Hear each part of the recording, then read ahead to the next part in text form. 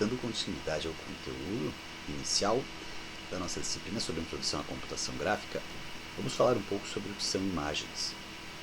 Então a gente começa discutindo um pouco sobre, para nós, seres humanos, pessoas, do que é composta uma imagem. O que vocês pensam, o que vocês imaginam quando se fala em imagem? Qual é a primeira coisa que vem à cabeça de vocês? Agora pensem em uma imagem qualquer e imaginem como que vocês fariam para descrever essa imagem.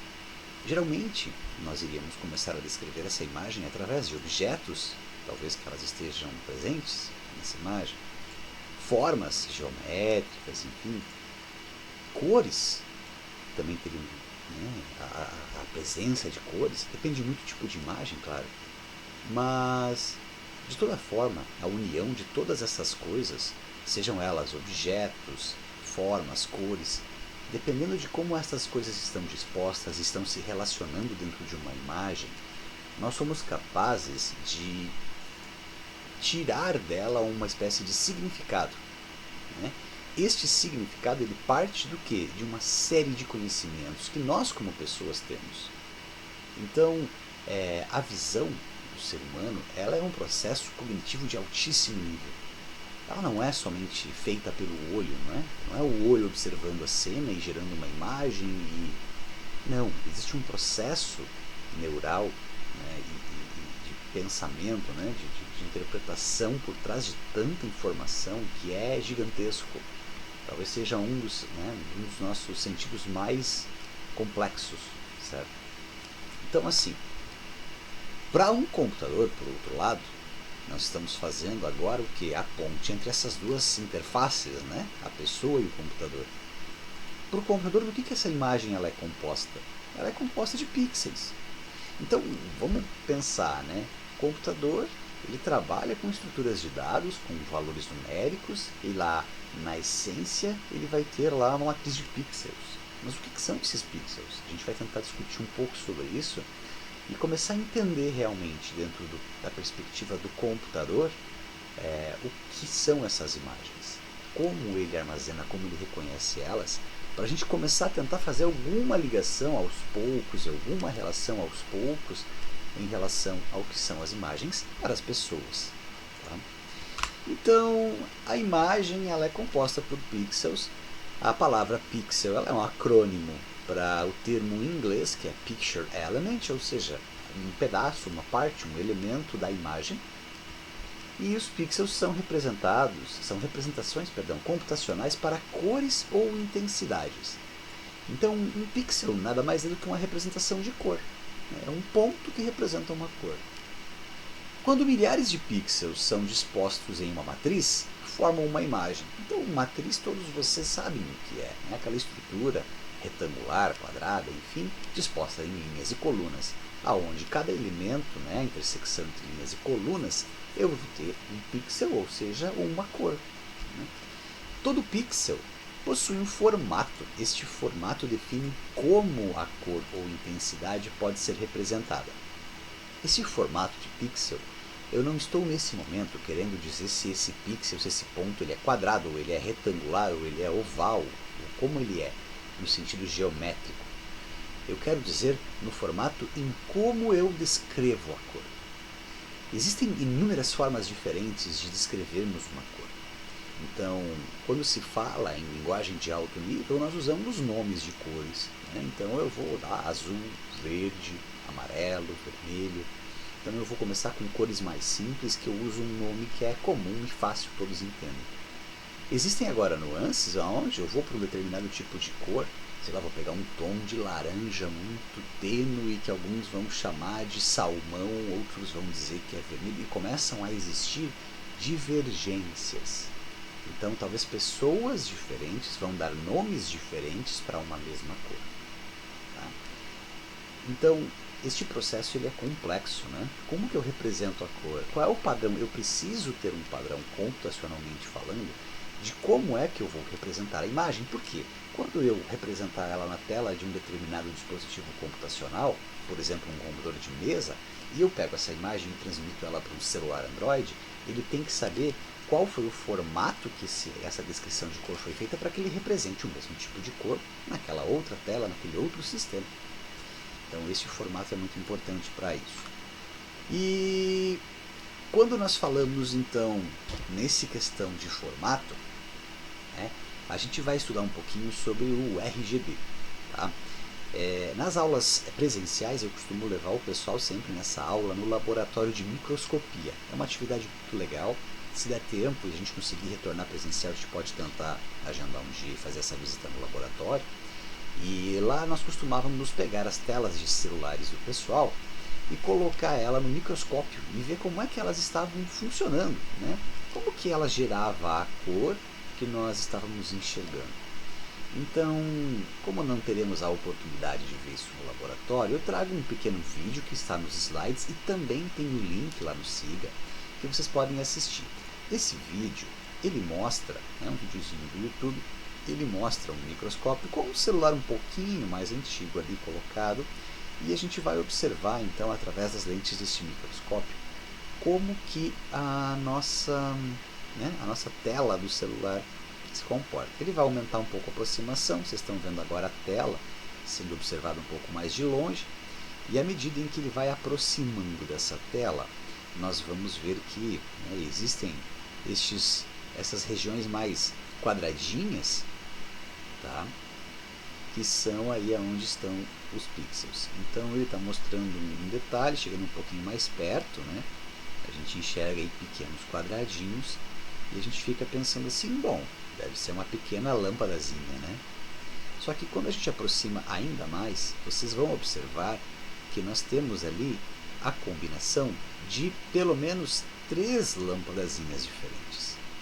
Então vamos pegar uma cor, por exemplo, aí ele vai posicionar, vamos ver que ele vai aproximar um pouco no vermelho e no branco. Quando aproxima no branco principalmente, vocês vão observar que tem 3 cores ligadas, vermelho, verde e azul.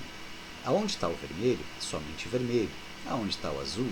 Somente o azul. E o que nós estamos falando nessa imagem? De adição de cores, percebam, né? Então eu tenho vários, imaginem como se fossem pequenos LEDs. Essa não é uma tela de LED, né? É uma tela de LCD. Mas imaginem que fosse um LED. Então você teria LEDs dispostos bem do ladinho um do outro, né? De cores diferentes. E quando essas cores fossem ligadas juntas, elas iam se misturar e gerar novas cores, como a gente aprendeu lá na escola, na aula de educação artística. Bom, eu vou avançar. E esse vídeo vocês podem assistir na íntegra lá então. Então o formato do pixel, tá, é dependente de um modelo de cores. Tá? Então vamos já chegar de novo ali no que a gente viu na tela.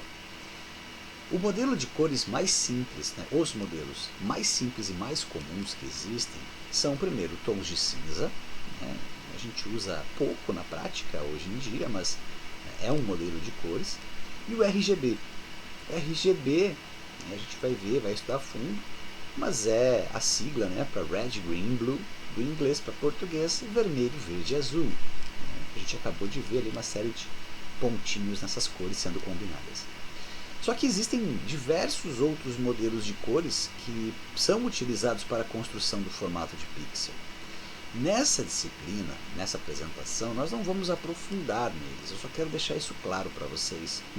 Para todos que tiveram já a oportunidade de usar um software, uma ferramenta de edição mais complexa de imagens, qualquer ferramenta, vamos pegar o Photoshop que seja, mas outras intermediárias também, pode ter se deparado com essas nomenclaturas que a gente está vendo aí. HSI, HSL, HSV, CLAB, CXYZ e entre outros. Existem muitos formatos diferentes. Esses formatos determinam como, em formato, por exemplo, de estrutura de dados, eu guardo a informação, os dados de como representar aquela cor, por exemplo. Então, o tons de cinza é algo muito simples. Eu tenho aqui uma escala onde eu tenho numa extremidade o valor 0, ausência de luminosidade, eu tenho o preto, a cor preta. Eu vou aumentando essa intensidade com diferentes tons de cinza até o máximo de saturação, o valor máximo de iluminação, e eu tenho supostamente o branco. Tá? Então, falando em estrutura de dados, isso eu vou ter uma variável. Então, a minha matriz vai ser uma matriz de números. um único número, né, que representa a luminosidade. E este único número por pixel, né, cada pixel é um número, então ele vai ter um valor de 0 a um teto. Né? Se for números números reais, eu vou ter lá, por exemplo, de 0 a 1, aonde 0 é preto, 1 é branco e 0,5, por exemplo, é o cinza intermediário, 0, qualquer outra coisa vai ser um tom de cinza aqui no meio. E também posso trabalhar muitas vezes com estruturas em valores inteiros. Quando eu trabalho com valores em tipos de dados inteiros, eu vou ter um valor determinado, né, como teto, que geralmente é o valor de 255, possibilitando dessa forma 256 tons diferentes de luminosidade. 0 preto, 255 branco e qualquer outro valor no meio, 127, 200, né? Tons diferentes então de luminosidade. Partindo para o modelo RGB, como nós vimos na tela do vídeo ali daquele celular, e é o modelo mais amplamente utilizado na computação, nós temos aí o RGB. Então o RGB ele vai trabalhar, né, numa representação muito similar a um cubo. Vocês estão enxergando uma espécie de cubo na tela. Este cubo ele tem, se vocês olharem aqui, algumas setas com eixos, né? E, por exemplo, no eixo aqui embaixo, ó, vindo então do fundo dele para frente, nós temos o azul, né, o beige blue. Do canto direito para a esquerda, nós temos o vermelho, o red. E de baixo para cima, nós temos o green. O que isso significa? Isso significa que quanto mais para cima do cubo eu estiver, mais verde eu irei adicionar a cor. Quanto mais para baixo, menos verde eu colocarei. Ou seja, as cores da base são cores que não levam nada de verde. As cores do topo são as cores que levam o máximo possível de verde. No meio, todo tipo de combinação possível. Então, quando eu colocar o máximo de verde, o máximo de vermelho e o máximo de azul, eu estarei falando desse canto aqui em cima, que é o branco. Na outra extremidade, na parte de trás do cubo, eu vou ter o preto, né? A ausência de verde, de vermelho e de azul. E assim eu vou fazendo as combinações. Olha só, nesse canto aqui inferior, mais para o lado esquerdo, ó, na parte de trás, o que eu tenho aqui? Eu venho no máximo para cá, ou seja, eu tenho o máximo de vermelho, eu não tenho nada de verde e eu não tenho nada de azul, é o vermelho puro. Então eu vou combinando, por exemplo, quando eu começo a combinar, ó, o vermelho com o azul, eu vou tendo aí tons aí, né, passando por um rosa e tudo mais. Tá? E assim eu vou combinando cores diferentes. Na imagem eu tenho uma amostra num ponto central, onde eu teria, por exemplo, 1/5 de vermelho com 3/5 de verde, com 4/5 de azul. Eu tenho um tom aqui que, sei lá, convencionalmente chamaríamos de azul, certo?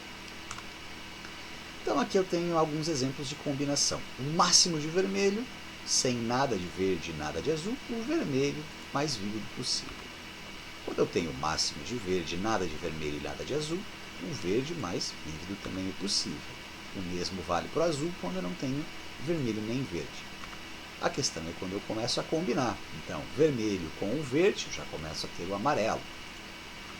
Quando eu diminuo um pouco o tom de verde, permanecendo o máximo de vermelho, eu já vou chegando num laranja. E assim a gente vai trabalhando e brincando com as cores. Como é que eu formo uma imagem RGB então? Eu tenho aqui esse plano preto fundo, imaginem que é a minha matriz, e eu irei colocar pequenos quadradinhos com cores. Por exemplo, o primeiro quadradinho que eu estou inserindo é com o máximo de vermelho, uma boa quantidade de verde e nada de azul. É um tom aí de amarelo queimado aí, né? Eu vou adicionar mais um quadradinho igual a esse, e o próximo quadradinho eu começo a colocar num tom predominantemente azul, mas com bastante verde e bastante vermelho, né? Quanto maior a intensidade dos três canais juntos, mais clara será a cor, quanto mais baixa, mais escuro será a cor. Então eu coloco esse tom, replico mais algumas vezes este quadradinho, começo a colocar um verde aqui, olha só, um verde mais escuro, né? Mas o verde está predominante em relação ao vermelho e ao azul. Coloco mais um pouco daquele azul que eu tinha colocado antes, do amarelinho, azul, verde, né? E vou montando, preenchendo linhas e colunas, e eu tenho uma imagem. Então, essa imagem que eu tenho é uma matriz de pontos que para cada ponto eu tenho 3 valores numéricos inteiros. Então eu posso criar, por exemplo, uma matriz de objetos RGB. E aí lá tem, cada objeto tem um atributo R, um G e um B, que são valores de 0 a 255, determinando a intensidade de cor de cada um. Pronto, eu tenho então aí a minha imagem montada.